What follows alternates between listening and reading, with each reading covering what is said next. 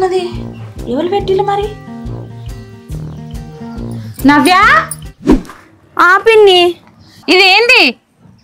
Congrats పిన్ని. దవడ వలుగుతున్నా పోరి.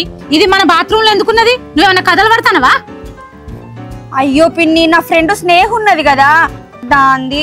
అది ప్రెగ్నెన్సీ టెస్ట్ చేసుకుందామని ఇక్కడికి వచ్చింది. వాళ్ళ ఇంట్లో వాళ్ళ అమ్మ నాన్న ఉన్నారట, అందుకే ఇక్కడికి వచ్చి చెక్ చేసుకుంది. దానికి నిజంగానే కడుపు వచ్చినట్టున్నది కదా, అది గింతకు తెగించిందా?